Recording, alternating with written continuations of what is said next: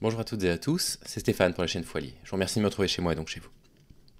C'est la deuxième fois seulement que je fais ça. C'est la deuxième fois depuis que j'ai créé la chaîne que je signale un contenu à Pharos. J'essaye de ne faire des signalements que si j'estime que c'est absolument nécessaire. Je l'avais fait la première fois au sujet du vidéaste dont je ne vais pas reciter le nom, qui avait toute une série de vidéos dans lesquelles il appelait les hommes à détruire l'ego des femmes. Des vidéos qui étaient extrêmement violentes, on en avait fait une en live, il y avait eu certains d'entre vous qui avaient été un petit peu mal à l'aise, et je l'ai fait également ce matin pour un vidéaste qui s'appelle Pirorca. Donc avant qu'on comprenne ensemble ce dont il en retourne, je vais vous montrer des extraits de choses qu'il a partagées il y a 2 et 3 ans, quand il avait 24 et 25 ans, ou 25 et 26 ans, je ne suis pas tout à fait sûr de moi. Et ensuite, vous allez comprendre en fait pourquoi je suis assez inquiet et pourquoi j'ai fait ce signalement à Pharos avec une vidéo qu'il a sortie, là je tourne la vidéo le 14, le 12, donc il y a 3 jours, parce que vous aurez eu cette vidéo, vous verrez cette vidéo le 15 ou le 16, du coup, je vous montre ça. Cette pute, tu vois, je vais l'exposer, tu vas merde. voir. Oui, elle a 15 ans, peut-être, je sais pas. Une pute. Par contre, je vais vraiment les traquer IRL, into mise à mort. Généralement, les personnes les plus mauvaises que j'ai rencontrées, c'est toujours des filles qui me les ont présentées en me disant Eh, c'est mon meilleur ami, je le connais depuis que je suis petite. Et puis je regarde le mec, je fais d'accord. Et ensuite, une fois que je suis seul avec la fille, je la préviens, je lui dis Fais gaffe, ce mec c'est un gros malade mental, tu risques, t'es en grand danger avec, tu devrais arrêter de le fréquenter, tu vas te faire violer. Et du coup, la meuf, elle me frappe, elle me parle plus, et ensuite, une semaine après, elle se fait violer, et ensuite, elle revient me voir en pleurant, tu vois, en disant T'avais raison. Et du coup, moi, je suis en mode genre Je sais, c'est bien, enfin, cool, c'est super. C'est arrivé combien de fois, lol? C'est arrivé 1, 2, 3, 4, 5. 5 fois. C'est arrivé 5 fois. C'est fatigant. Moi, je m'occupe de l'épanouissement des gens. Je m'occupe de l'état mental, de l'état de santé, de l'état du bonheur. Moi, je m'occupe, je fais en sorte que les gens ils soient heureux, qu'ils aient des outils intellectuels. Je redresse le niveau intellectuel. Je m'occupe de tout ça. Même avec des gens, ça fait des années qu'ils sont en train de me détruire. Je suis toujours en mode genre essayer de les aider, tu vois. Et je comprends pas. Hein. On est vraiment sur du Jésus-like là. C'est un truc de fou. Hein. Ça fait 5 putains d'années qu'il y a des gens qui essaient de me faire passer pour un pédophile. Trentaine, quarantaine, cinquantaine de personnes différentes avec que du quiproquo. Le pire, c'est que les personnes qui m'avaient accusé de ça, c'est des personnes que j'avais aidées. Et dans les personnes que j'avais aidées, il y avait une personne que j'avais hébergée chez moi pendant 2 semaines. Mais non, mais si j'étais un connard, les gars, je serais la personne la plus dangereuse de cette planète. Hein. Je pourrais manipuler n'importe quelle fille pour la violer, mais ça sera pas un viol en fait. Parce que dans sa tête, elle est consentante, tu vois. Alors que pas du tout. Et il y a beaucoup de mecs qui font ce genre de truc d'ailleurs. Mais tu vois, malheureusement, la vie a décidé que j'étais quelqu'un de bien. Ma réussite sociale est donc un échec. Les relations, c'est juste pour gagner à Paris. Quoi? Je parie que tu me sauteras pas. Ah ouais? Viol. Gagné.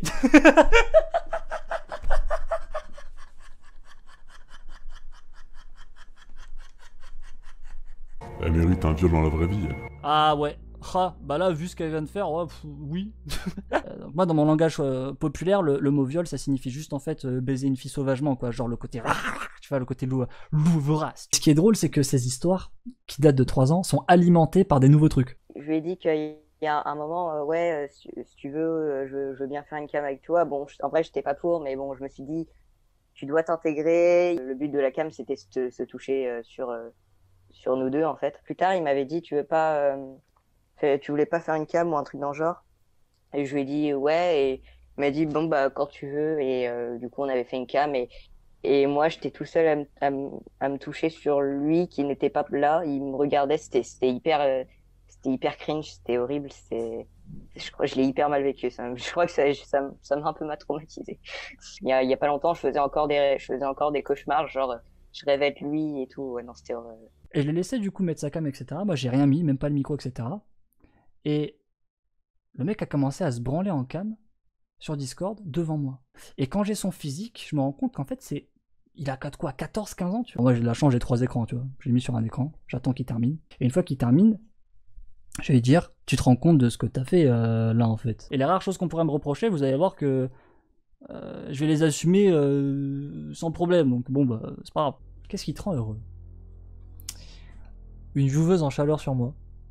Un viewer qui se touche sur moi. Il avait ouvert ses MP Twitter pour que sa commu, justement, aille lui parler en MP. Le premier soir ou le second, on a fait un RP, plutôt basé sur le cul, avec des propos très sexuels ou en mode ouais, je vais te sauter, machin. Ouais, c'est des propos vraiment très très crus. Quand t'as commencé à faire des RP comme ça avec lui, il savait que t'avais 15 ans? Bien sûr, en fait, je lui ai dit direct, il m'a répondu, t'es plus intéressante que ce que je pensais alors. Parce que jusqu'à maintenant, la morale a toujours agi en faveur de sexualiser notre petite fille de 12 ans. Elle a toujours fait ça, depuis le début. Elle a toujours accepté tout ce qui permettait à cette fille-là d'être encore plus bonne. Il demandait toujours si j'étais en couple, il voulait que je vienne chez lui. Il disait que j'étais sûrement la mère de l'un de ses futurs gosses, etc. Genre, il m'avait demandé combien de gens j'avais eu des relations sexuelles. En fait, il voulait littéralement une vierge. Il me disait, ouais, il faut qu'on se voit le plus rapidement possible. Parce que sinon, tu vas être intéressé par d'autres mecs et tout, et moi j'ai la flemme d'attendre 2 ans. À part te sauter, je te donnerai rien d'autre. Ça me pète vraiment les couilles que tu sois pas vierge. Voilà. Ce genre de message envoyé à une fille de 16 ans. Il y a un moment, j'avais écrit sur un de ses posts Instagram, tu m'excites. Et il était venu me parler en privé. Il m'a dit, ah ouais, alors comme ça je t'excite. Et il me disait, ouais, tu veux que je te termine, que je me termine où, sur quelle partie de ton corps, sur ton dos, sur des trucs comme ça. Genre, il me dit, ah ouais, là, t'es en train de te branler ou des trucs dans le genre, tu vois. Ok, et pendant ces RP sexe, il savait que t'avais moins de 15 ans. Bah, je lui avais dit mon âge, je lui avais précisé mon âge dans un RP sexe. Il m'a dit, wow, balance pas des infos privées comme ça, parce que je pense qu'il avait peur que je screen la conversation. Le RP sexuel avec une gamine de 15 ans, c'est chaud. Ouais, parce que c'est la tranche Moi, d'âge. La tranche d'âge, Moi, en je pourrais fait, pas. c'est la tranche d'âge qui va choquer. Parce que si tu Moi, retires l'âge, Ouais. ton cerveau, en fait, il est plus conditionné à penser ça. Parce que du coup, dans le screen, il y a vraiment moi qui est en train de dire, en fait, cette fille de 12 ans, je me la taperais bien. Cool. Trop bien. Super. C'est trop chiant. C'est trop roulant, en fait. Alors voilà comment je vois ça. Quel que soit son âge, elle est toujours ultra excitée pour moi. Elle a toujours envie de ma bite. À partir de 9 ans, je la vois en train de jouer avec moi pour son plaisir. À partir de 12 ans, elle me chevauche. Et à partir de 14 ans, je la baisse sauvagement à 4 pattes. Une fille de 12 ans dans mon univers, en fait, elle en a 18 dans la vraie vie sur Terre. Bon, vous avez le contexte. Aujourd'hui, il a 28 ou 29 ans. Et ce qu'il faut savoir, donc, il est accusé, vous l'avez compris, de pédocriminalité. Il est accusé d'incitation au viol. Il est accusé de pas mal de choses. Il y a eu une perquisition de la gendarmerie en 2021 chez lui. Il se trouve que parmi les choses que je vous ai pas montrées, dans un de ses lives, il y a un de ses abonnés qui lui a envoyé une photo, il a voulu l'enregistrer. Le dernier dossier qu'il avait ouvert s'est donc ouvert, là où l'enregistrement allait être enregistré du coup. Et on y voyait des photos de gamins nus. Voilà. Qui est en détention d'images pédopornographiques, ce type-là.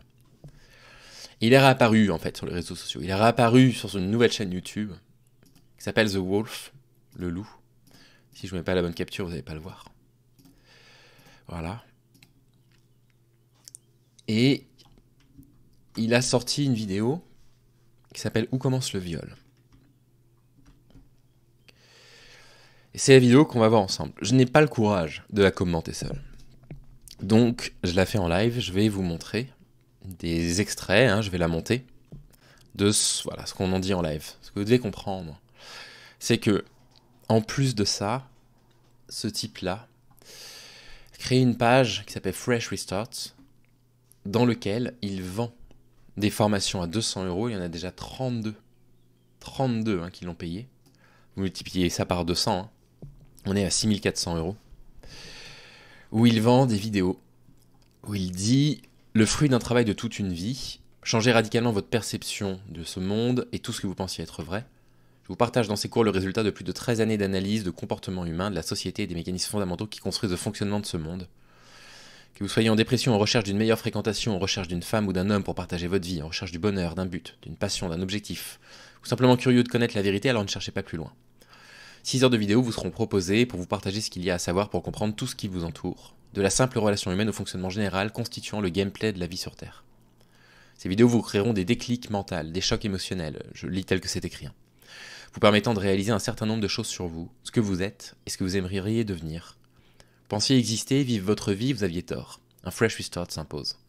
Je ne peux vous promettre qu'une seule chose, vous ne ressortirez pas de ces vidéos indemnes. Bref. Vous allez voir la vidéo, d'accord, vous allez la voir commentée hein, en live. Enfin, en rediffusion d'un live.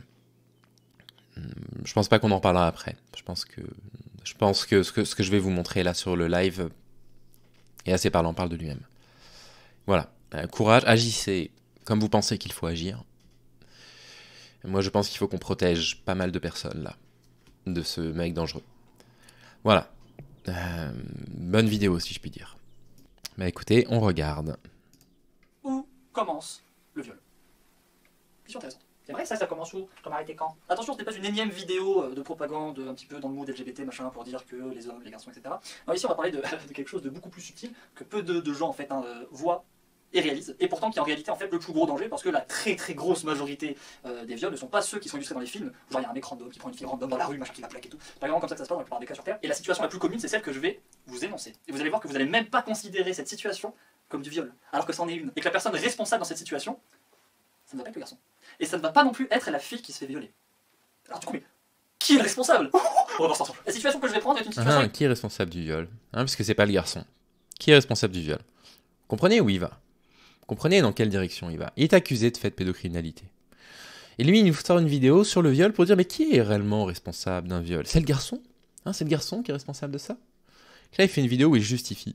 On va avoir 48 minutes de vidéo où il se justifie. Vous allez voir. Moi, j'en ai vu que les 5 premières minutes. C'est long. C'est extrêmement long. Et donc, bah écoutez, je ferai un montage pour YouTube pour pas tout mettre parce que ça n'a pas grand intérêt. Mais vous allez voir que c'est assez glaçant. Extrêmement commune qui, je peux vous le promettre, se passe tous les jours. Tous les jours. À l'heure à laquelle vous regardez la vidéo, la tourne demain, après-demain, tous les jours, cette situation se produit en France. En France, dans n'importe quel pays en fait. Et c'est sûrement une situation, si vous êtes une fille, que vous avez déjà vécue. Parce que cette vidéo, je le précise maintenant, elle est surtout réservée aux filles et dédiée aux filles parce que c'est principalement en fait envers les filles que je vais donner beaucoup d'outils, etc. Mais si vous êtes un garçon, vous avez le droit de rester. Hein, voilà. Alors donc je vais raconter. Donc Pierre Orca va faire une vidéo où il dit s'adresser aux filles, majoritairement mineures, puisque l'exemple qu'il prend est une fille de 14 ans. Et c'est précisément le public pour lequel on est très inquiet. Le public de Pierre Orca, c'est typiquement dans cette tranche d'âge qu'on est inquiet, garçon comme fille, d'accord. Salut Miss PDD, salut Dina. Une petite histoire qui se passe vraiment tout le temps en fait, à chaque instant de la vie. Et puis vous allez voir que dans cette histoire en fait, la finalité de ce qui va se passer, ça va être un viol. Sauf que les gens ne vont pas considérer que ça en est un. Et personne ne saura en fait si c'est un viol ou est le responsable. Donc moi du coup je vais un peu vous l'expliquer, vous le démontrer. Vous allez voir ça va être passionnant, hein, même si en réalité c'est très grave, hein, mais pour des raisons de bonne humeur évidente. On va se détacher évidemment de tout le côté dramatique de la situation et de tout ça. Donc on va prendre un petit exemple très simple. Donc voici 3 filles, un groupe de 3 filles. Hein. Oh, vous pouvez déjà vous identifier parce que vous avez 2 copines. C'est génial, ça me fait plaisir. Donc on a une première fille qui est ici. Hein, on peut voir que c'est une fille parce qu'en fait son corps est un triangle. Les garçons n'ont pas un triangle comme corps. Elle a des cheveux comme ça, tu vois. Et elle a une copine avec une autre fille, hein, donc c'est encore un putain de triangle. Et puis il y a une troisième fille, et c'est celle-là qui va se faire violer. Hein, pas de chance, dans mon histoire, c'était scripté. Voilà, c'est dommage. Et donc on va donner... Faut éviter les appellations du type se faire violer. En fait, on est violé, hein. On est violé par une personne. Quand on dit se faire comme se faire mal, quelque chose qu'on se fait à soi-même, évidemment, c'est la chose la moins grave qu'on va avoir dans cette vidéo-là. Mais pour les personnes qui suivent la vidéo et qui auraient du mal à comprendre pourquoi on n'aime pas trop l'appellation faire violer, je voulais expliquer pendant un instant. Bah écoute Dina, c'est vraiment la pire vidéo à voir ensemble. Je suis désolé que ce soit là-dessus. Salut John. Parce que c'est assez dur là ce qu'on va voir. Un prénom à ces filles, donc là c'est dramatique parce que si vous avez le prénom de une de ces 2 filles, en fait vous allez le regretter. Donc ici nous avons Sarah, écrit avec S-A-R-A. Pourquoi pas. Ici nous avons Julie, et ici nous avons Léa. Oh. Alors maintenant il faut un petit peu contextualiser ceci. Dans un premier temps, ce qui nous intéresse c'est la situation à partir de ce moment-là, de ces 3 filles. Un groupe de 3 filles, 3 copines qui se parlent entre elles. Ce qui provoque le fait qu'on arrive à cette situation, ça peut être que Léa déménage dans un nouveau collège, que Léa déménage dans un nouveau lycée, que Léa emménage à côté d'une fac, elle se retrouve voilà, en première année de licence de fac. Vous avez compris, en réalité l'âge n'importe pas dans cet exemple, parce que ce truc va se passer à n'importe quel âge, dès que la puberté naturelle. On a l'habitude d'entendre ça chez lui, l'âge n'importe pas hein, dans cet exemple. Hein. Évidemment que l'âge importe, Pierre Orca, punaise. Évidemment que l'âge importe. On va parler d'une gamine de 14 ans là.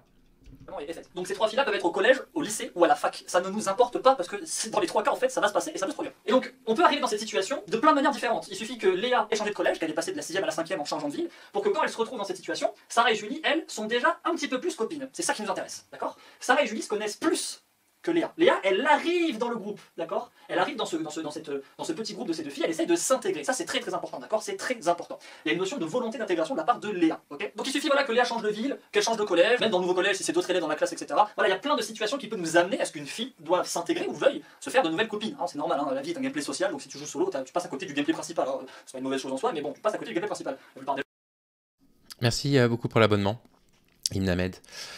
Bon, je veux dire, c'est beaucoup trop de mots pour pas dire grand chose. Il y a Léa qui intègre une groupe de filles. Voilà, c'est aussi simple que ça. C'est l'exemple qu'il essaye de nous expliquer depuis je sais pas combien de temps avec voilà, en circonvolution interminable. Les gens veulent jouer en multijoueur. Bon, donc Léa va vouloir jouer en multijoueur, donc elle va vouloir se socialiser, d'accord? Ça, c'est notre contexte. C'est très important comme contexte, ok? Parce que c'est avec ce contexte-là, en fait, que Léa va se faire violer. Et puis, du coup, nous avons une autre donnée à prendre en compte dans ce groupe de filles, c'est que Léa est vierge. Elle est vierge. Elle n'est ni sexualisée, elle n'a ni été pénétrée, ni été sexualisée, ni été... Sexualisée, ça veut rien dire. Ça veut rien dire. On peut pas dire une femme, elle n'a pas été sexualisée. Ça veut dire quoi? Ça veut dire qu'elle pense pas encore à la sexualité. C'est ça qu'il veut dire. Ça veut rien dire. Elle n'a pas été sexualisée.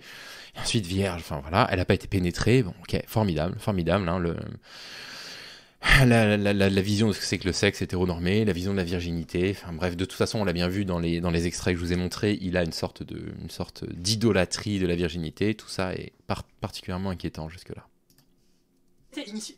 Elle ne sait pas ce que c'est le sexe. Elle en a entendu parler, elle l'a déjà plus ou moins vu dans des scènes de films, voilà, la vie fait qu'elle a été confrontée indirectement à l'idée que ça existe, mais il n'y a pas d'émergence sexuelle, d'éveil sexuel, ou de quoi que ce soit de sexuel dans notre Léa. Pourtant, elle a fait sa puberté, elle a ses règles. La nature lui a dit, tu peux te faire sauter. Bien que la société dise, ah, attends quand même, c'est un... Vous avez entendu ça? Vous avez entendu l'argument de pédocriminel? Il dit, pourtant, elle a eu ses règles, donc la nature dit, elle peut se faire sauter.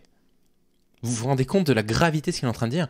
Est-ce qu'il y a des personnes qui ont besoin que j'explique? Parce que s'il faut que j'explique, il n'y a pas de problème. Les règles, ça veut dire quoi? Les règles, ça veut dire que, potentiellement, il y a la possibilité de tomber enceinte. Mais il n'est pas question de considérer que sous prétexte qu'il y a les premières règles, la nature dit que c'est bon, on peut avoir un rapport sexuel avec une fille. Enfin, je veux dire, mais qu'est-ce que c'est que ça? Mais c'est hallucinant d'entendre des trucs comme ça. En plus, on me dit dans le chat, il y a des gamines qui ont leurs règles à 9 ans. Oui, il y a des filles qui ont leurs premières règles autour de 10 ans. C'est une évidence. Et d'autres qui vont les avoir beaucoup plus tard. Vous vous rendez compte? C'est un argument pédocriminel grave, quoi. Elles ont leurs règles, donc la nature dit que elles peuvent se faire sauter, comme il le dit. Ah bah oui, ça tombe sous le coup de la loi, c'est des propos pédocriminels. Quand je vous dis que j'ai signé la Pharos, c'est pas pour rien. Hein. À un certain âge, etc., et que la moralité dise, attends quand même également un certain âge, dans les faits absolus de la biologie, d'accord, la reproduction immédiate, en fait, à partir du moment où elle a ses règles et qu'elle a sa puberté de fait, elle est en mesure de se faire sauter. Ça veut pas pour autant dire qu'il faut le faire maintenant, mais ça veut dire que mentalement, elle peut commencer à débloquer cette sexualité. Et ça, c'est important. Mais là, notre Léa ne l'a pas fait. Il existe des enfants, ça arrive, qui explorent leur corps. On parle de masturbation infantile, c'est rare, mais ça existe. Non, la sexualité, c'est pas lié aux règles. Il existe des personnes qui vont explorer leur sexualité à 30 ans, d'autres qui vont explorer leur sexualité à 20 ans. Enfin, je veux dire, qu'est-ce qu'il est en train de raconter comme bêtise?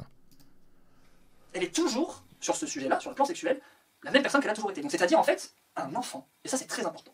Par le fait que Léa n'est pas sexualisée, en réalité, même si elle a 14 ans, même si elle a 16 ans, même si elle a 19 ans, parce que je peux vous garantir qu'il existe des filles qui rentrent à la fac et qui ne sont toujours pas sexualisées, et qui n'ont toujours aucune idée de ce que c'est le sexe, qui ne sont pas initiées, qui ne se touchent pas, qui ne se doivent pas chez elles, et qui sont complètement externes à ce sujet. C'est pour ça que j'ai dit l'âge n'importe pas dans cet exemple en réalité. Parce que... Tellement déplacé, et rappelle l'âge n'importe pas, mais c'est déplacé ce qu'il dit.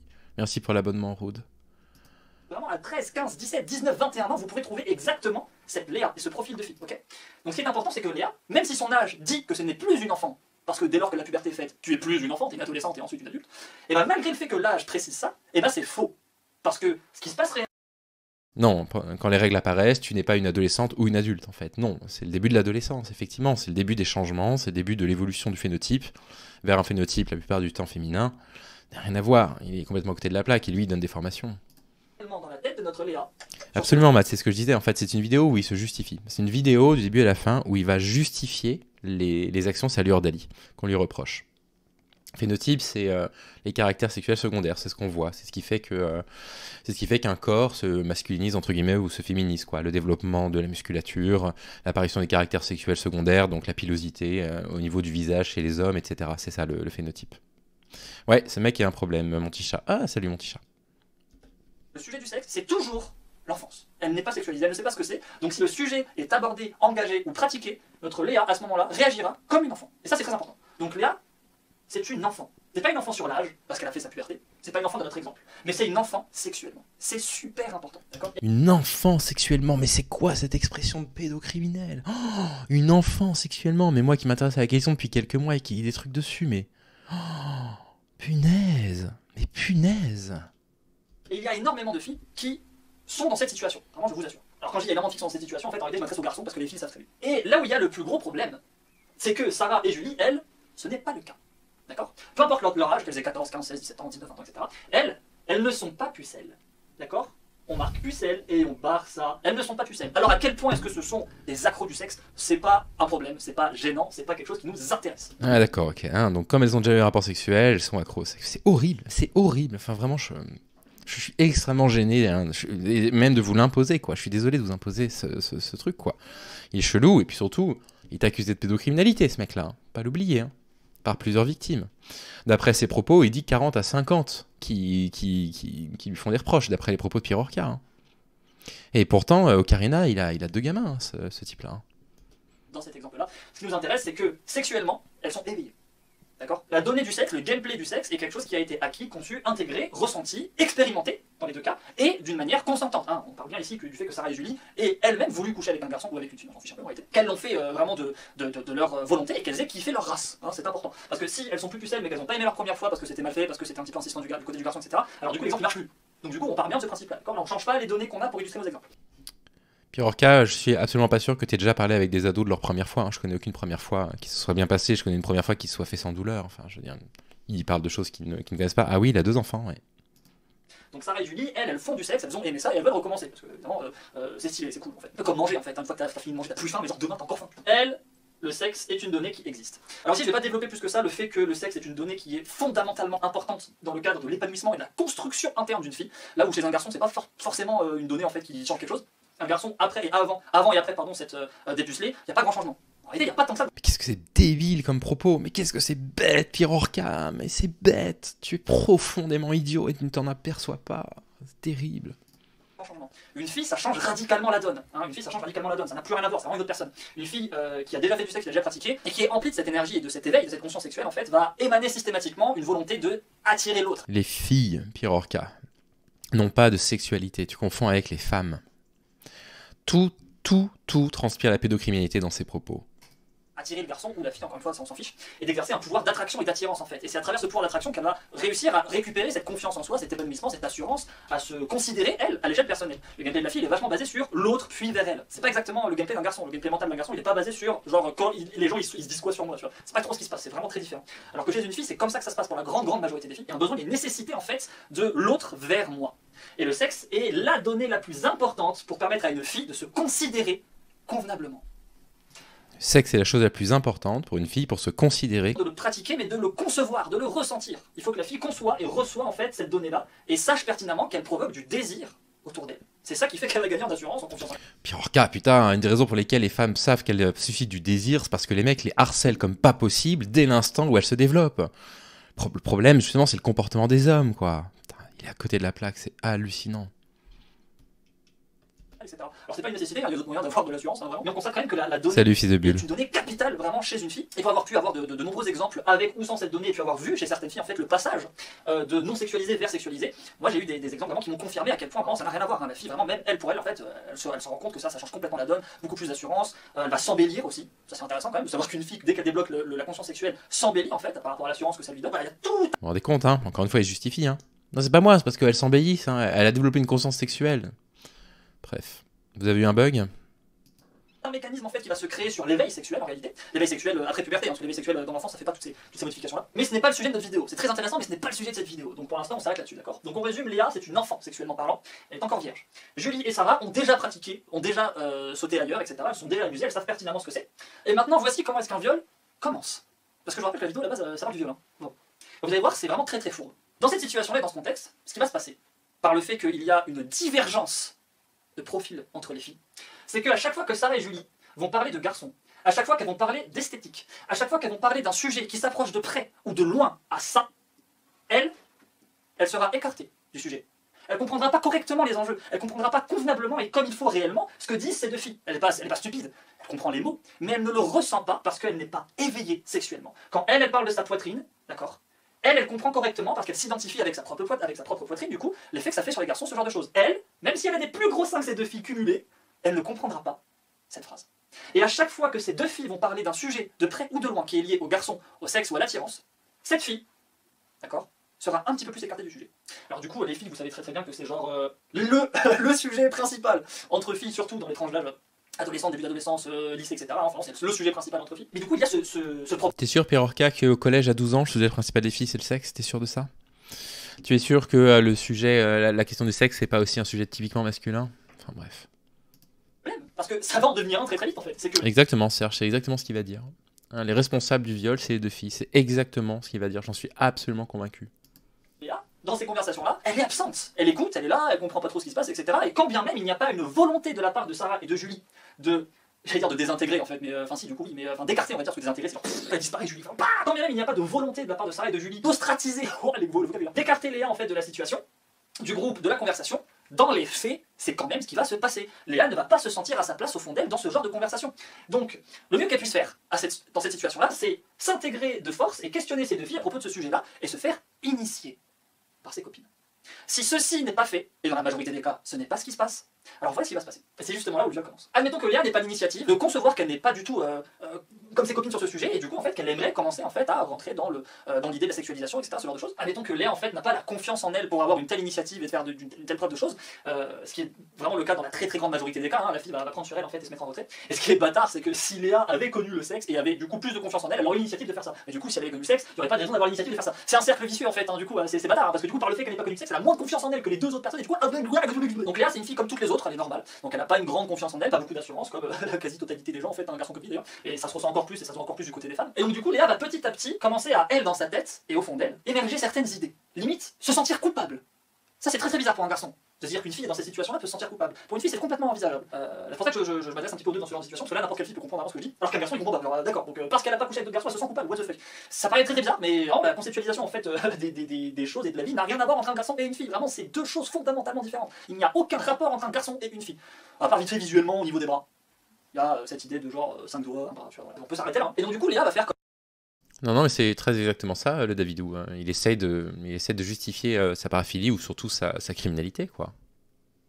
Comme n'importe quelle fille, en fait, l'erreur, du coup, de prendre sur elle la responsabilité de cette situation. Que machin et tout, ouais, elles sont mieux que moi, elles me dépassent, elles sont plus jolies, elles sont plus belles, elles sont machin. Elle va se mettre en position d'infériorité, cette Léa. Ce qui va s'en découler, c'est une chose terrible. Parce que Léa, dans sa vie, elle n'a pas que Sarah et Julie.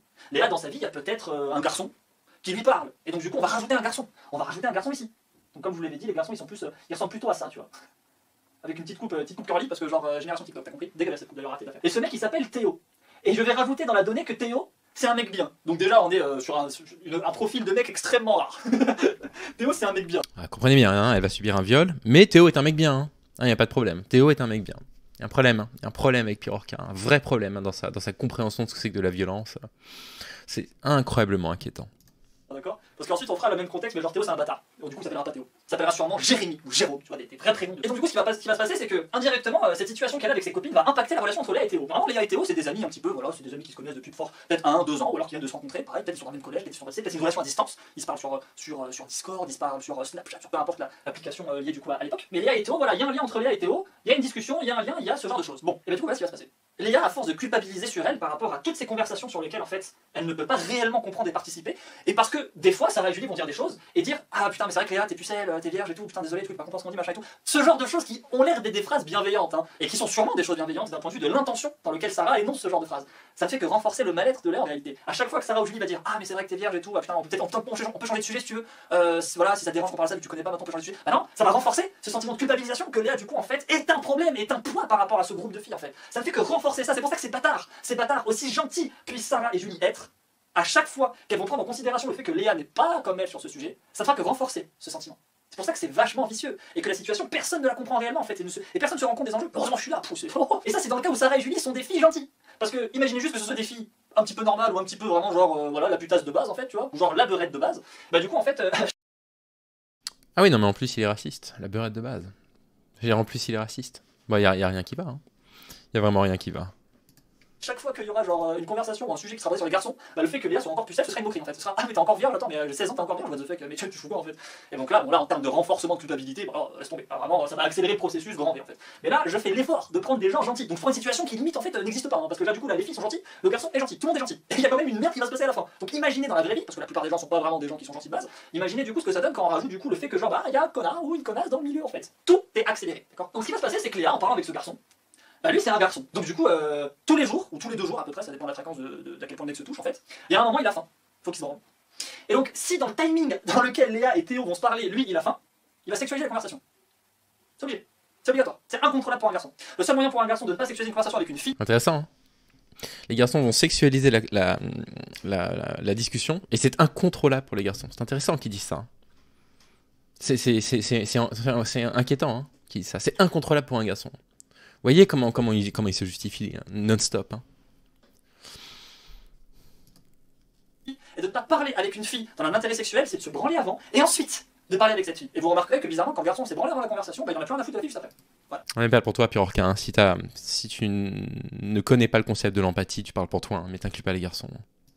Mais ce genre de choses, ce n'est pas non plus dans cette vidéo. Hein. J'expliquerai comment un garçon fonctionne aux filles dans une autre vidéo. Et je ferai également la vidéo inverse pour expliquer pour un garçon en fait, comment les filles fonctionnent, parce que vraiment vous êtes aussi à la ramasse là-dessus. En fait, les deux camps sont vraiment autistes sur l'idée de comment le sexe opposé fonctionne. Vraiment les filles sont d'une naïveté vraiment inquiétante par rapport à la sexualité d'un garçon, et les garçons sont à la ramasse sur comment fonctionne une fille dans leur tête, donc vraiment c'est gravissime. Et donc du coup si Léa tombe sur un timing où Théo en fait a faim, ça peut être la personne la plus gentille du monde, la conversation va se sexualiser. Et à ce moment-là Léa par contre elle est... Théo, vous réagissez sur il a faim, vous avez raison de réagir sur il a faim, parce que c'est du vocabulaire de la chasse et de la proie quoi. Hein.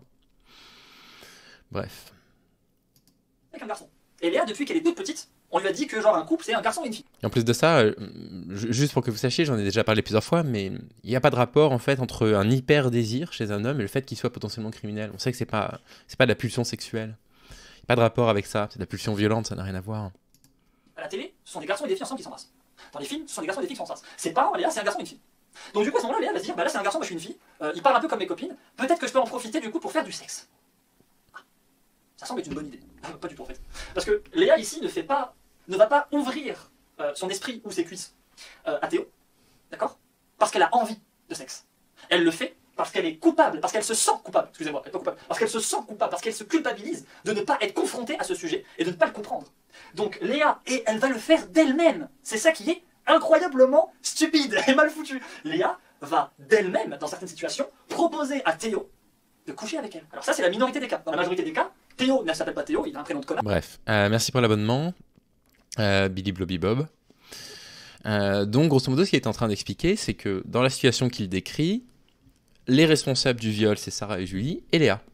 Léa qui va le faire pour s'intégrer à Sarah et Julie. Et Sarah et Julie qui sont responsables du viol de Léa parce qu'elles lui mettent la pression en l'excluant des conversations sur le sexe. Vous voyez, à aucun moment donné, Théo, qui est le garçon gentil dans son exemple, hein, n'est responsable du viol. Et Théo, c'est Pirorca. Remplacer Théo gentil par Pirorca. C'est ce qu'il nous dit depuis le début de la vidéo. Et donc c'est un connard. Et du coup, il va insister pour coucher avec la fille. Donc elle, par culpabilisation, elle va accepter par rapport à la situation qu'elle vit tout le temps avec Sarah et Julie. Parce qu'elle se dira, bah c'est l'occasion, tu vois. Mais dans les deux cas, que ce soit elle qui propose d'elle-même envers un mec qui peut être le mec le plus sympa du monde, ou Théo, qui s'appelle pas Théo parce que c'est un connard, ou ce mec-là qui est un connard et qui profite de la vulnérabilité en fait et de la faiblesse de cette fille par rapport à ces situations pour pouvoir se la taper, dans les deux cas, Léa ne couche pas ici et ne pratique pas le sexe en pleine conscience de cause. Et c'est le truc le plus... Du coup, pour les personnes qui rejoignent le live maintenant, ce que j'expliquais au départ, moi j'ai signalé à Pharos, c'est que la deuxième fois que je le fais, mais j'ai déjà fait un signalement à Pharos. Je peux pas appeler les gens à le faire, évidemment, hein. Ça se fait pas. Mais effectivement, si ça vous dérange et que vous le faites, je pense que vous auriez raison. Plus important à prendre en compte. Parce qu'ensuite, Léa, admettons, la situation numéro 1, Léa propose. On va prendre cette situation en première, d'accord? Léa, elle propose d'elle-même. Ça te dit et tout, on se voit. Parce que Léa va pas dire évidemment, viens me sauter, j'en ai marre des pucelles. Alors, si une fille elle dit ça un jour, vraiment, c'est une fille exceptionnelle. C'est pas comme ça que le gameplay va se faire. Léa va proposer une rencontre, d'aller chez lui, qui vient chez elle. Ça va se faire indirectement. Je me transforme. Ça va se faire par un prétexte quelconque. Situation 1, Léa propose. Donc à la fin, ils arrivent ici dans un lit. Voilà, donc là il y a l'oreiller, tu vois, et donc il y a Léa ici, qui même toute nue a un corps en triangle. Ils vont finir dans cette situation, peu importe le temps que ça va prendre dans la relation, peu importe le contexte, le prétexte pour arriver dans cette situation où ils sont dans un lit en train de coucher, ou peu importe, ça peut être dans une voiture si la fille et le mec sont à la fac, etc. Mais là je prends un exemple plutôt collège-lycée pour nous. Admettons que du coup, peu importe la situation, ils arrivent dans une situation où ils peuvent coucher ensemble, et bien à ce moment-là, Théo, lui, il a faim, c'est un garçon, c'est instinctif. Vraiment, prendre une meuf, c'est pas une question de tutoriel. Vraiment, n'importe quel garçon après la puberté, vraiment, il conçoit très bien l'idée de comment ça se fait. Donc il n'y a aucun problème là-dessus. C'est débile, c'est dangereux, c'est faux. En plus de ça, mon premier rapport sexuel, je l'ai eu tard, entre guillemets, hein, je l'ai eu à 19 ans. J'étais pas du tout intéressé par ça ni au collège ni au lycée, ça me traversait même pas l'esprit, c'est stupide. Encore une fois, il y a toute une question de vocabulaire qui place la femme en situation de proie dans sa discussion. Et encore une fois, Théo, il est gentil dans son exemple, quoi. C'est-à-dire que Théo est le seul qui est pas responsable d'un viol dont il va parler, quoi. C'est fou, quoi. Ah bah oui, non, mais en plus de ça, les propos sexistes, les pétasses, les beurrettes, enfin, je veux dire, c'est une catastrophe, quoi. Non, c'est aucun problème. Alors que la fille, c'est pas comme ça. C'est pas du tout quelque chose d'instinctif en fait de se faire prendre. Chez une fille, c'est pas le cas. Alors, il y a des filles qui ont ça de nature, mais c'est pas la majorité des cas. Et donc, du coup, La vidéo est sortie hier. Donc c'est vraiment très récent. Et là, c'est un vrai contre son camp, effectivement. lui, il va se dire, je pense que là c'est le moment. Hein. On est tous les deux dans un lit, alors qu'il est genre 16h40 de l'après-midi. Je suis chez Léa, ou Léa est chez moi. Je pense que je peux tenter, du coup, de coucher avec elle. Je pense que elle est d'accord, genre on est là pour ça. Donc. Oui, évidemment. Évidemment, hein, vous vous mettez, je sais pas, vous allongez sur le lit pour regarder une série, parce qu'il y a les parents qui sont dans le salon. Bah oui, c'est un signe qu'on peut la violer. Pirorca, réveille-toi, punaise. Écoute ce que t'es en train de raconter, quoi. Sur YouTube, ça. Il n'y a pas de consentement qui est explicite. Dans la vraie vie, en fait, il n'y a jamais de consentement explicite. Ça, c'est d'ailleurs. Et voilà, ça y est, hein, elles sont sur un lit, c'est un consentement, quoi, parce qu'il n'y a pas vraiment de consentement explicite. Punaise. Oh, punaise. Gens qui veulent un consentement explicite parce que sinon, genre, c'est du viol, mais vous êtes pareil ou quoi, en fait. Si un jour, dans la vie, dans ce monde, les garçons valident systématiquement le consentement avant de faire quelque chose, je peux vous garantir, mesdemoiselles, en fait, que vous allez regretter jusqu'à la fin de vos jours le monde dans lequel vous allez vivre. Oh là là. Oh là là, je vous la remets, hein, faut que vous la réentendiez. Oh, qu'est-ce que c'est dangereux, punaise, c'est du Stéphane Edouard. Et vous êtes pareil ou quoi, en fait. Si un jour, dans la vie, dans ce monde, les garçons valident systématiquement le consentement avant de faire quelque chose, je peux vous garantir, mesdemoiselles, en fait, que vous allez regretter jusqu'à la fin de vos jours le monde dans lequel vous allez vivre. Et voilà. Et voilà. C'est le cœur de son propos. Bref. Bah oui, c'est extrêmement dangereux. C'est extrêmement dangereux. Parce qu'il n'y a rien de pire qu'expliciter les choses dans le domaine du sexe. C'est un couple excitation instantanée. Est-ce que je peux t'embrasser là? Oui. Tu peux. Waouh, super. Putain, ça donne envie. Hein. Par contre, oh là là, vous êtes tous les deux au cinéma, vous vous tenez la main, il y a une scène intense dans le film. Genre le mec il va vous demander pour vous embrasser. Ah oui, bien joué. Très très bon, très très bon. C'est-à-dire qu'en fait, pour lui, il n'y a pas d'alternative, quoi. C'est-à-dire, en fait, soit il y a un viol, soit on demande pour embrasser, il n'y a pas d'intermédiaire. En fait, des manifestations d'intérêt mutuel, il y en a plein, quoi. On sent très bien qu'il se passe quelque chose avant qu'on embrasse une fille, quoi. Avant qu'on embrasse une femme. On le sait qu'il y a un truc qui se passe. Et puis, si on l'a mal interprété, que la femme, elle tourne la tête, et tant pis, voilà, on s'excuse, on dit qu'on a mal compris les signes, et puis on passe à autre chose. Évidemment qu'il y a des signes d'intérêt mutuel qui nous permettent de comprendre qu'il y a quelque chose qui est en train de se passer. Enfin, je dirais à l'évidence. Bref, c'est du sujet. Dans cette situation, du coup, Théo, il va commencer à poser sa main, voilà, sur son cou, puis descendre sur ses seins. Bon, l'approche habituelle qui fait qu'il va essayer d'engendrer le sujet du sexe. Bon. Et ce qui va se passer, en fait, c'est que Léa, vous pouvez le voir à sa tête, en fait, elle va le faire. Elle va rien comprendre. Elle va juste se laisser faire.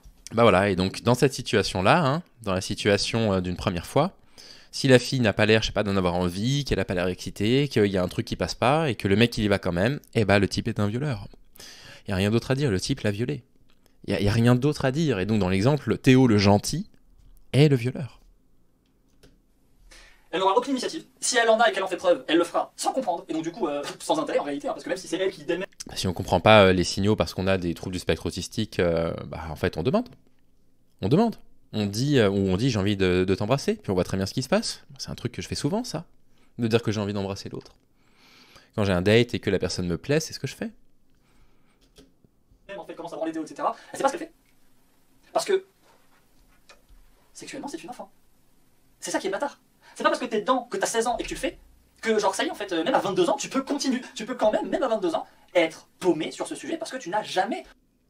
Absolument, et c'est bien la raison pour laquelle il faut absolument que la première fois soit avec une personne de confiance, avec un mec qui a été bien éduqué à la sexualité, au respect du consentement, au respect des limites du corps.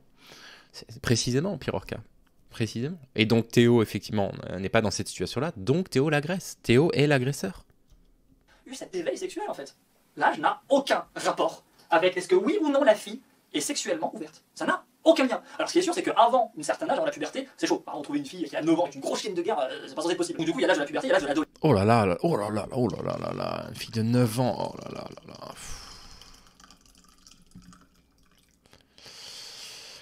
Ouais, on va peut-être faire plus qu'un signalement pharos en fait. Hein. Je suis en train de me dire, moi j'ai des copines qui sont joueuses d'affaires familiales, qui travaillent sur ce type de propos. Je pense que je vais les prévenir en fait. Vers plus que pharos, ça suffit pas, faut que ça aille plus vite là.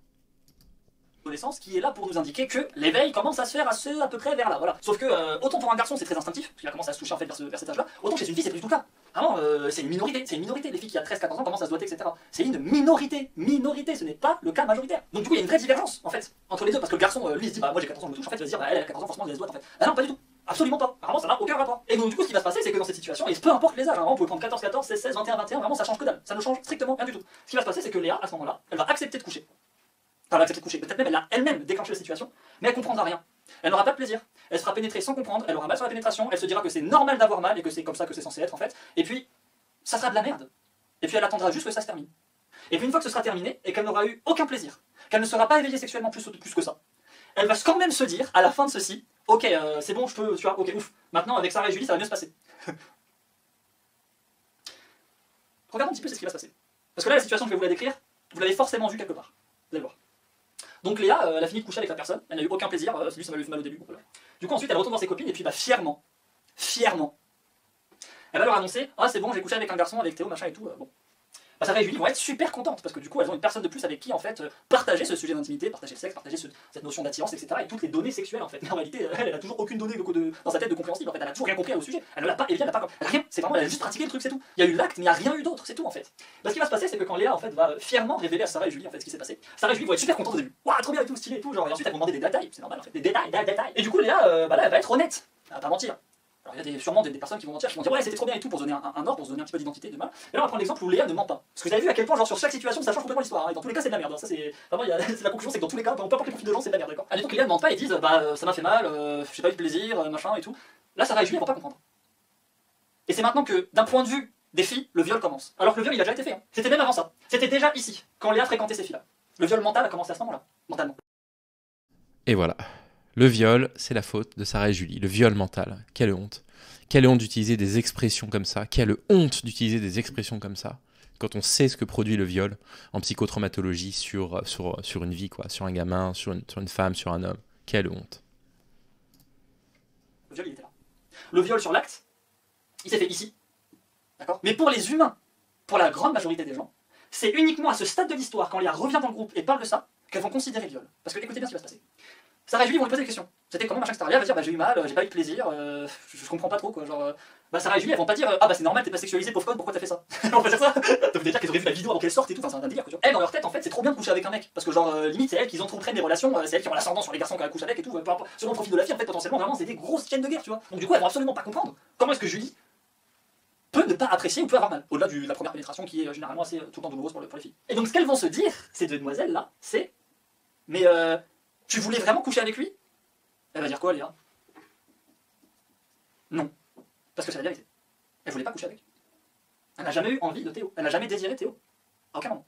Donc à cette question-là, quand Sarah Julie demande mais tu voulais coucher avec ou pas? Léa va dire non. Et elle dit la vérité. Elle va dire non, je voulais pas coucher avec. Et là du coup, Sarah et Julie vont dire attends mais c'est super grave du coup, il t'a violé. Vous vous rendez compte à quel point c'est pervers là ce qu'il est en train de faire? À quel point c'est pervers? C'est-à-dire qu'en fait il est en train de dire que du coup, quand les femmes disent qu'un homme a violé, en fait, c'est de leur faute. C'est de leur faute d'avoir incité, je sais pas, des lycéennes ou des collégiennes, lui, dans son cas, au départ, elle avait 14 ans, de les avoir incités au sexe. Et donc, vous vous rendez compte, en fait, la perversité de son truc? C'est hallucinant, quoi. Non, ça laisse des cicatrices à vie, Jabo, malheureusement. Ça laisse des cicatrices à vie. Ah. Le viol est là. Pour Sarah et Julie, le viol, il est là. Et c'est évident, il y a un seul responsable, c'est Théo. Parce que Théo, en fait, lui, il avait envie, hein, c'est un garçon. Bah, elle voulait pas, et puis du coup, lui, il a quand même fait, tu vois. Donc, du coup, bah, c'est sûr, il l'a violée. Et donc, du coup, quand ensuite ces filles-là vont dire mais t'as été violée, ce qu'elles vont penser, c'est pas ce qui s'est passé. C'est pas ça. Quand elles vont imaginer la situation avec le mot viol, elles vont imaginer des choses extrêmement graves, des choses horribles. Elles vont imaginer Théo en chien en train de la défoncer, etc. Elles vont pas du tout penser sur le mot viol, qui est un mot qui est extrêmement grave, extrêmement douloureux, très pesant. Elles vont pas penser une situation aussi soft, aussi ambiguë que celle-ci. Pas une seule seconde. Aussi soft, Pirorca. Un viol comme premier rapport sexuel, une situation aussi soft. Mais tu as des problèmes, Pirorca. Parce que le mot viol est connoté à ces images de films qui sont vraiment dans la brutalité la plus extrême en fait. Alors que la majorité des viols ne se font pas comme ça en fait. Hein. Il y a déjà un travail normalement de manipulation mentale qui est fait avant ça, qui est fait bien avant ça en fait, pour arriver à une situation où la fille accepte de dire oui de manière forcée ou se laisse faire. Parce que la grande majorité des viols, c'est ça. C'est pas genre la fille se débat et le mec il rentre quand même en sortie de boîte, etc. Ces situations existent, il y en a, mais c'est pas la majorité. La grande majorité des cas ne se font pas comme ça. Et limite, heureusement, parce que vraiment, c'est infernal en fait. Et donc là, du coup, Oui, ça c'est vrai, la majorité des viols sont dans le cadre conjugal, effectivement. 90% des femmes qui subissent un viol connaissaient leur agresseur. Mais bon, bref. Oui, d'accord, ça je te le concède, Pirorca.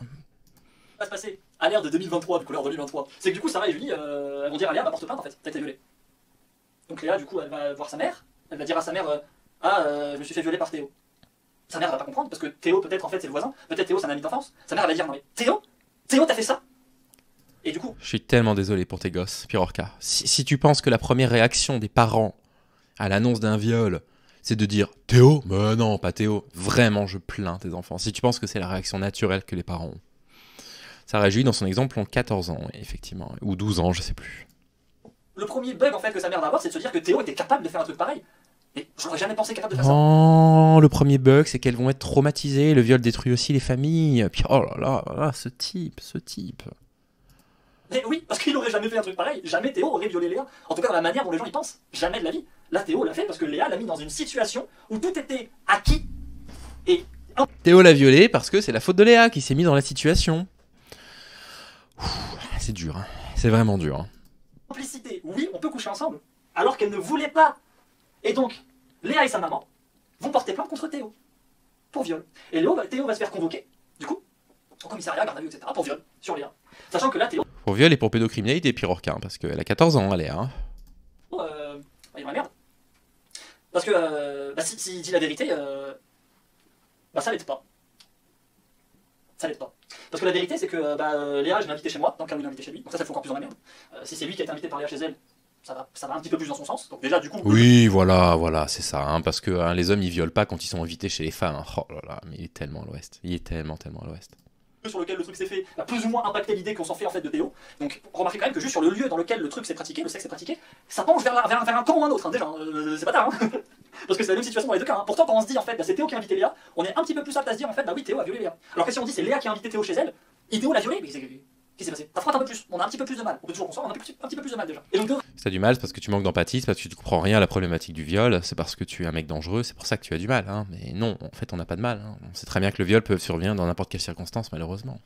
Va se faire convoquer, il va sûrement se manger un trait Twitter, parce qu'évidemment on est en 2023, donc là Sarah ou Julie, la plus dominante des deux, va faire un trait Twitter pour dire ma copine s'est fait violer, etc. Machin, etc. Donc sur Twitter, les gens vont immédiatement, quand Sarah va dire j'ai une copine qui s'est fait violer, les gens pensent viol, le viol c'est les scènes dans les films, les gens vont penser ça. Vous entendez hein, comment il justifie hein. Ouais, donc ça va se retrouver sur Twitter, mais en fait c'est pas vraiment lui le responsable. Hein. Remplacez Théo par Pirorca, hein. Remplacez Léo par lui, hein. Et vous comprendrez en fait dont il est réellement question dans sa vidéo. La copine de Léa s'est fait prendre en sortie de boîte contre un mur, peu importe, etc. Donc du coup il va y avoir 3000 retweets, 3000 commentaires, 3000 machins, etc. Les LGBT vont reprendre l'histoire pour dire regardez que les mecs c'est des connards. Regardez les proportions. Les LGBT vont reprendre l'histoire pour dire que le mec c'est un connard, mais il est complètement à l'ouest. Que tout va prendre, parce qu'à la base, Léa, d'accord, fréquentait deux filles qui n'avaient pas du tout la même mentalité et ouverture sur le sujet du sexe. Regardez les proportions que ça prend sur ça. Et dans la finalité, du coup, Théo en garde à vue, peut-être il va mentir, parce que lui, jamais de la vie il a violé Léa, en fait, pas du tout. C'est elle qui a proposé. Parce que là, on a pris le cas numéro 1. N'oubliez pas, hein, on a pris le cas numéro 1. Léa propose. Donc là, Théo, il comprend pas. Non, c'est elle qui m'a invité ça. Donc oui, il est honnête et dit, non, c'est elle qui m'a proposé, c'est elle qui machin, c'est elle qui m'a invité dans le lit, c'est elle qui machin, c'est elle qui machin.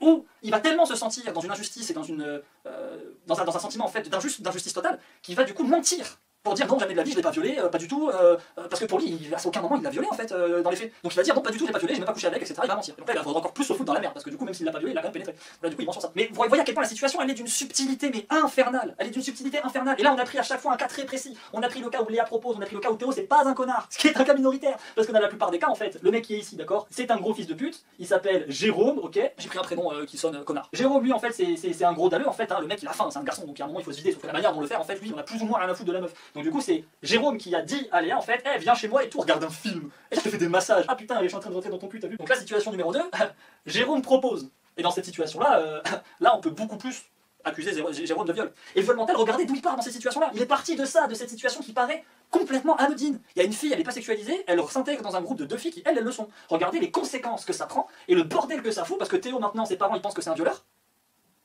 Théo, ses amis, ses potes, etc., ils vont penser que c'est un violeur. Théo, les filles qui sont autour de lui, ils vont penser que c'est un violeur. Alors que lui, vraiment... Ouais, c'est un violeur, concrètement, Pirorca. C'est un violeur. Tu dis à un moment donné qu'il y a différentes formes de viol, machin, machin. Bah oui, là, c'est un cas de viol, effectivement. Donc oui, c'est un violeur. C'est pas qu'on va considérer que... oh là là, mon Dieu, il va se manger un trait sur Twitter. Enfin, on va pas pleurer, hein. Pour le coup, il est irréprochable. Hein. Alors autant Jérôme c'est un connard, donc s'il se mange tout ça, c'est plus ou moins mérité, autant Théo pour le coup, la seule chose qu'on pourrait lui reprocher dans cette histoire, c'est qu'il n'a pas eu la sensibilité émotionnelle, et donc ça je vous renvoie sur la vidéo de l'intelligence, hein. C'est-à-dire que dans les bars en fait, dans les 2 gameplays, je vous rappelle qu'il y a 3 gameplays en fait, hein. Il y a 3 gameplays sur Terre de possibles intellectuellement. Il y a le gameplay du coup objectif, donc la logique, l'analyse, ce genre de choses. Il y a le gameplay instinctif, qui est le gameplay primaire, et il y a le gameplay subjectif, l'émotion, etc. Bon là, c'est très simple, la grande majorité des garçons sont là-dedans, la grande majorité des filles sont là. Il y a une minorité qui est dans les deux. Il y a des garçons qui sont beaucoup plus subjectifs et des filles qui sont beaucoup plus subjectives. Mais dans la grande majorité des cas, un garçon c'est objectif, une fille c'est subjectif, et tout le monde a une part d'instinctif. Bon, là Théo, lui c'est un mec plutôt objectif. Donc il est sur une logique d'analyse très simple en fait. Léa m'a invité chez elle. Léa m'a invité dans son lit. On est dans le lit. Léa est en soutif culotte. Je pense que toutes les données sont bonnes à croire pour que je puisse coucher avec Léa. C'est ce que Théo va se dire. Vous vous rendez compte, hein? On est dans un lit, elle est en sous-vêtements, donc j'ai le droit à la pénétrer, quoi. J'ai même pas besoin de son consentement, je m'en fiche qu'elle ait mal ou quoi que ce soit. C'est fou, quoi. Moi, je suis désolé, Clem. On va faire autre chose dans 10 minutes. Hein. Dès que la vidéo est finie, on va parler d'autre chose, mais il faut aller au bout. Et en fait, je suis en train de me dire, vous allez me dire ce que j'en pense, mais ce que vous en pensez. En fait, je pense qu'il faut que je le mette en entier, hein, ce que je suis en train de faire avec vous sur la vidéo YouTube en entier. Parce que si il venait à supprimer sa vidéo, quoi que ce soit, au moins il y aurait une copie quelque part. Ce qu'on pourrait lui reprocher, et en fait c'est pas tard de lui reprocher ça, parce que ce genre de choses c'est naturel, hein, tu nais directement avec ça. Ce qu'on pourrait reprocher à Théo, la seule chose qu'on peut lui reprocher, c'est que Théo n'était pas subjectif. Il n'a pas eu la sensibilité, il n'a pas eu l'intelligence émotionnelle de comprendre à ce moment-là, avant, pendant ou après l'acte, que Léa n'avait aucune consentance, n'avait aucune... Il n'y avait pas de volonté sexuelle, même si sa bouche disait oui, je veux que tu rentres, quand bien même au moment où il dit t'es sûr et qu'elle dit oui, je veux que tu rentres, quand même elle dit oui, je veux que tu rentres, en réalité elle ne veut pas, parce qu'elle-même n'est pas en accord avec sa propre volonté en fait. C'est ça le problème, c'est pour ça que le viol mental, il n'est pas là, il est déjà là, le viol mental il est déjà là. C'est déjà à ce moment-là qu'elle se fait violer mentalement. Et ce qui est grave, c'est qu'elle se fait violer du coup par des filles. Ah bah voilà, elle est violée, pour lui, elle a été violée par des filles, quoi. C'est-à-dire qu'en fait, il fait pas la distinction entre un viol et des filles qui parlent de leur sexualité avec une fille dans un groupe qui, elle, n'a pas encore eu de rapport sexuel. C'est incroyable. C'est du délire, je n'arrive pas à comprendre ce que je suis en train de voir. J'arrive pas à comprendre qu'il en arrive à penser ce genre de choses. C'est balèze. À aucun moment tu pourrais penser ça. À aucun moment tu peux sortir Léa s'est fait violer par ses copines. Parce que c'est ce qui s'est passé. Mais le pire dans ceci, c'est qu'elles n'ont pas fait ça volontairement. Elles n'ont pas fait ça volontairement. Elles auraient fait ça volontairement si Sarah et Julie étaient 2 grosses putes. Et qu'elles auraient humilié, ces situations existent aussi, hein, et qu'elles auraient continuellement humilié Léa par le fait qu'elle soit vierge, en se foutant sa gueule en permanence. Ah, tu connais pas les mecs, t'as jamais su cette bite, what the fuck, et tout, tu vois. Oui, là, si ces 2 filles en fait auraient activement fait preuve d'humiliation à l'égard de Léa pour sa non-sexualité, à ce moment-là, on peut ouvertement dire, sans nombre de doute, que Sarah et Julie ont violé Léa, parce que tout ce qui va se passer ensuite sont ouvertement de leur faute. Ouvertement. Mais là où c'est grave, c'est que quand bien même Sarah et Julie sont des filles tout à fait normales, tout à fait gentilles, etc., elle va quand même avoir tout ce raisonnement de culpabilité qui va l'entraîner dans cette situation et faire tout le bordel derrière. Et du coup, qui est responsable du viol là? Qui est responsable du viol? Est-ce que c'est Sarah et Julie pour ne pas avoir correctement pris en compte l'intégration de Léa dans l'idée non sexuelle? Je vais me permettre des propos qu'on pourrait me reprocher à l'avenir, mais peu importe. Qui est responsable potentiellement de futurs viols? Va Pirorca, avec ce discours-là. Moi, je pense que c'est la promotion du viol ce qu'il est en train de faire. En fait, quelle était? Est-ce que c'est Léa qui est responsable de son viol? Pour cette mise elle-même, toute seule, d'elle-même, dans cette mentalité de culpabilité de se dire je suis encore vierge à tel âge et du coup c'est ma faute, il faut que je fasse quelque chose. Est-ce que c'est elle qui est responsable de son viol?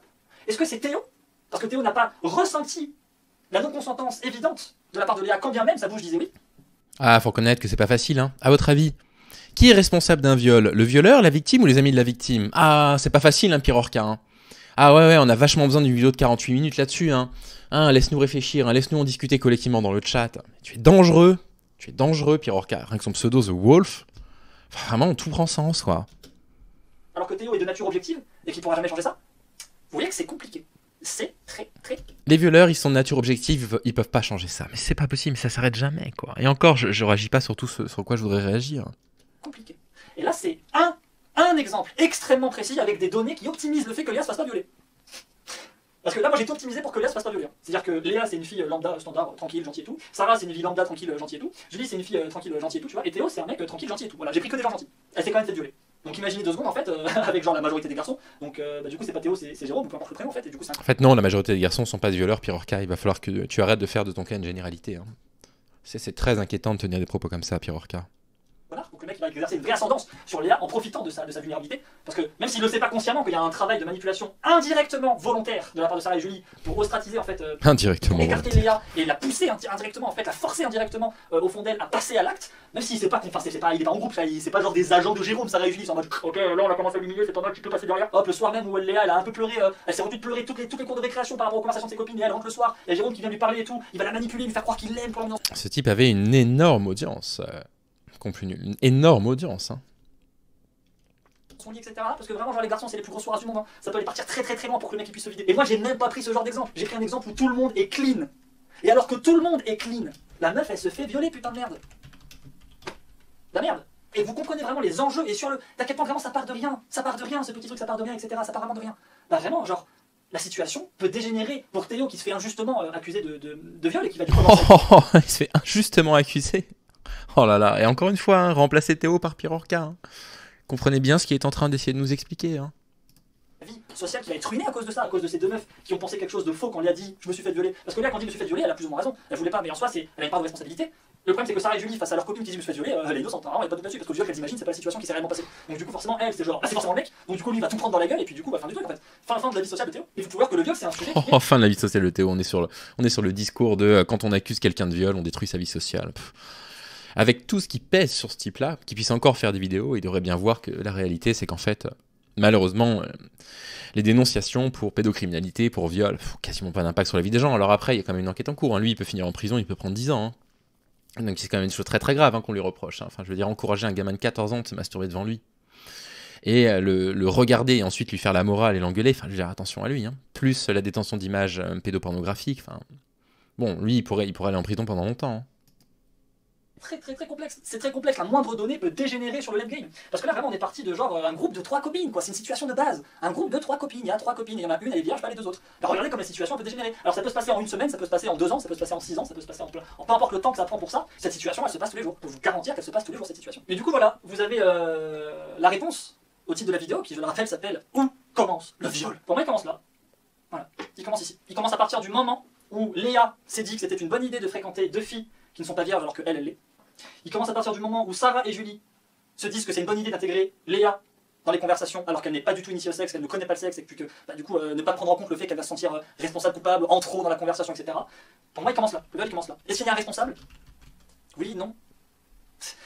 Tout le monde et en même temps personne, c'est... Est-ce qu'il y a un responsable? Tout le monde et en même temps personne. C'est pour ça en fait, c'est compliqué. C'est compliqué. Est-ce qu'on peut en vouloir à Léa pour ça? Est-ce qu'on peut en vouloir à Sarah et Julie pour ça? Si je devais vraiment creuser, le vrai responsable pour moi, ce serait l'éducation nationale. Pour une raison très très simple en fait, c'est qu'à aucun moment dans la scolarité, on enseigne le fonctionnement d'un garçon ou le fonctionnement d'une fille, alors que jusqu'au restant. Pirorca, c'est pas parce que tu as arrêté le collège peut-être très tôt, ça j'en sais rien, c'est une supposition que tu peux affirmer qu'au collège on n'apprend pas comment fonctionnent les corps des garçons et des filles, parce que ça c'est faux. Qu'on manque d'éducation, consentement, qu'on manque d'éducation à la sexualité aussi, oui peut-être. Alors dire on n'apprend pas le corps des uns des autres, bon peut-être que tu séchais les cours de SVT à ce moment-là, mais c'est une bêtise. De tes jours, tu vas fréquenter autour de toi le sexe opposé. Et à aucun moment on te l'enseigne, ni tes parents te l'expliquent, ni tes amis, ni qui que ce soit. À aucun moment dans la vie d'un être humain, on lui enseigne quelque part comment fonctionne le sexe opposé. Alors... Bah si, hein, moi mes parents m'avaient fait ce cours-là à Pirorca, et du coup il y a un jour il faudra que quelqu'un parle à tes enfants du rapport au consentement en espérant que tes enfants soient éloignés de toi rapidement parce que je suis inquiet. Le sexe opposé parce que son propre sexe, il peut te prendre pour exemple, même si c'est pas forcément un reflet de la majorité des cas, mais il peut au moins se prendre pour exemple sur comment à peu près les autres ils fonctionnent, avec ses copains, etc. Il peut comparer. Mais comment est-ce que fonctionne le sexe opposé, que ce soit pas enseigné, c'est gravissime. Et c'est ça qui pose ce genre de problème, ce qui crée ce genre de situation. C'est ça le problème. Les cours d'SVT de sexualité, je sais pas quoi, au collège, ça devrait pas être genre le spermatozoïde, là il va dans le pubis de la femme, ça va être grave du Balzac, qui ensuite avec la roche volcanique. Déjà ça fait tout l'inverse d'un éveil sexuel, parce qu'avec un tel vocabulaire ça donne pas du tout envie de s'intéresser au sujet. Et ensuite ça n'enseigne pas du tout quoi que ce soit entre un garçon et une fille. C'est non, que dalle. Plutôt d'apprendre en fait en détail comment ça marche une ovaire, je sais pas quoi là. Il faudrait enseigner ça. Il faudrait enseigner comment fonctionne un garçon, quelle est la mentalité d'un garçon, quels sont les besoins d'un garçon, qu'est-ce qu'il attend d'une fille, d'une conversation avec une fille, ce genre de choses. Ouais, bon, il est dans l'essentialisme. En plus de ça, bon, bref, il n'y a rien qui tient. Allez, faut que ça se termine vite, la Pirorca, j'en ai marre. Tout le monde en a marre. Et puis pour les filles, également, comment fonctionne une fille pour un garçon, en fait, l'expliquer aux garçons, avec une prof pour une classe de mecs, expliquer voilà, une fille, machin, la mentalité, la façon d'appréhender le monde. Ce genre de choses devrait être fait par l'éducation nationale. Donc il y a une vraie nécessité qui doit être faite. Donc vu que personne le fait, moi je vais le faire. Voilà, tu vas vivre en fait en multijoueur avec des garçons et des filles. La moindre des choses, c'est d'expliquer comment ça fonctionne pour la majorité des cas. Alors la minorité, évidemment, il y a toujours des fonctionnements un peu bizarres, il y a toujours des filles très particulières dans leur façon de gérer les choses, des garçons complètement à la ramasse, complètement what the fuck en fait dans leur façon de gérer les choses. Et forcément, tout n'est pas exactement de la même manière, mais la majorité des cas, il y a une majorité qui fonctionne vraiment aux mêmes règles, aux mêmes pulsions, aux mêmes principes, aux mêmes envies. Et ça devrait être enseigné. Personne le fait, donc je vais m'en occuper. Mais du coup, vous avez la réponse à où commence le viol. En tout cas pour moi, vous pouvez vous faire votre propre avis si vous considérez que ici il y a toujours pas un viol en fait. Comme vous voulez, hein. Si vous considérez que c'est ici qu'il y a un viol et que c'est Théo le responsable parce qu'il y a une nature objective, parce que genre Dieu, qui vous voulez, Gaïa, la nature, l'a fait naître avec ça comme mentalité de base primaire, naturellement, et qui ne peut pas changer en fait subjectivement d'un coup dans une situation, si vous pensez que c'est lui le responsable, grand bien vous fasse. Mais dites-vous qu'à ce moment-là, Théo, il peut rien faire lui. Il peut pas soudainement changer de gameplay comme ça, etc. Alors là, encore une fois, on peut accuser l'éducation nationale et dire... Super, les violeurs peuvent rien faire, c'est leur nature. Bon, c'est long. Cette subjectivité-là, il faut qu'elle soit développée à l'école. Il faudrait qu'il y ait des cours de subjectivité pour les garçons et des cours d'objectivité pour les filles. Parce que la plupart des filles sont pas objectives. Et la plupart des garçons sont pas subjectifs. Du coup, il faudrait leur apporter ceci avec des cours. On peut toujours blâmer l'éducation nationale. Et puis naturellement, n'oubliez pas que comme tout ce que je vais dire et puis tout ce que je vais vous enseigner ou vous partager comme outil émane que de moi. Ça émane que de moi, d'accord? C'est pas des trucs que j'ai vus dans je ne sais quel autre youtubeur, je ne sais quel bouquin, je ne sais quel philosophe à la con. Toutes ces choses-là sont des... Bah ouais, ce serait dommage hein, de produire du contenu basé sur les écrits de spécialistes avant. Ah, le tableau des enfers, comme tu dis. Hein. Non, mais ça veut rien dire. C'est terrible. Allez, 1 minute 42, courage, on a quasiment terminé. Choses que j'ai analysées. Non, elles valent 200 € ces formations d'Enaya. 200 €, il les vend. Mon propre vécu, mes propres expériences. Donc j'espère que ce petit truc-là vous aurait intéressé, vous aurez un petit peu plus ouvert les yeux et surtout vous les filles, j'espère que ça vous aura aidé en fait à bien concevoir l'idée que la fréquentation peut avoir une influence terrible. L'influence évidemment, hein, le Fresh Restart, les cours Fresh Restart, la leçon, le guide Fresh Restart qui je le rappelle, hein, du coup bah, c'est dans la description si vous voulez acheter ces vidéos-là. Ce sont des vidéos du coup qui permettent ce genre de situation, enfin ce qui permet d'éviter ce genre de situation. Là la vidéo sur le viol, je voulais absolument qu'elle fasse partie des vidéos gratuites. Je trouve que c'est 2 vidéos gratuites hein, par rapport au cours, du coup c'est les vidéos sur l'intelligence et celle sur le viol. Toutes les autres seront payantes et c'est quand même avec le cœur lourd que je les rends payantes parce que je suis le premier à dire que la santé mentale des gens ou l'épanouissement ça ne devrait pas être payé, ça ne devrait pas être payé en fait. Épanouir quelqu'un ça devrait être vraiment gratuit. Le problème c'est que là, moi avec la réputation que j'ai, bah, du coup j'ai plus d'argent en fait. Parce que du coup l'impact que ça a fait par rapport à ma vente de cours de piano etc en fait bah laisse tomber. Donc je suis obligé du coup de rendre payant quelque chose que j'avais moi-même dit que ça serait gratuit. Donc bah, je suis désolé mais je peux pas faire autrement sinon. Ouais, c'est la faute des gens qui ont dénoncé tes comportements, ouais. C'est notre faute. Hein. Je ne peux plus payer les factures et la bouffe, voilà. Donc si ce genre de choses vous intéresse, ce genre d'observation, ce genre d'outils d'analyse et de prévention, j'ai envie de dire, même si c'est pas vraiment de la prévention, vous avez dans la description la suite de cours, voilà, que vous pouvez avoir. Ce seront des vidéos un petit peu dans ce format-là. Du coup, je vous dis à la prochaine pour la prochaine vidéo. Bye bye à tous. C'était D-Wolf et prenez soin de vous. Je vous dis ciao ciao. Et puis moi, je vais devoir nettoyer ce tableau avec cette petite brosse nulle parce que celle-là, en fait, elle fait un bruit qui me fait peur. Donc Voilà. voilà. Bon. Bref. Ce qui est assez inquiétant, c'est que quand on lit les commentaires, vous avez là des commentaires de personnes qui ont l'air assez jeunes. Vous voyez, Louise, elle a l'air jeune là. On nous dit super vidéo bonus de démonstration d'analyse orcanienne, j'adore le format. Merci pour ces vidéos de qualité, c'était super intéressant comme toujours. C'est pertinent de parler de pression sociale qui mène Léa à faire des choses qu'elle ne veut pas, machin. Ah, par contre, la suite est catastrophique. Merci à Asperge de le préciser. Yes, un nouveau blog, je l'attendais trop. Oui, c'est quand même quelqu'un. Quand tu abordes des sujets comme ça en live, ça me passionne. Enfin, je veux dire, c'est une pensée qui a de l'influence, quoi. Hein. Une pensée qui a de l'influence sur ses viewers. Voilà. Pour les personnes qui suivaient la vidéo sur YouTube, je vous dis au revoir. Nous, on continue un petit peu en live. Agissez comme vous pensez qu'il faut agir. Voilà, je peux rien vous dire de plus. Et je vous dis à très vite. Salut.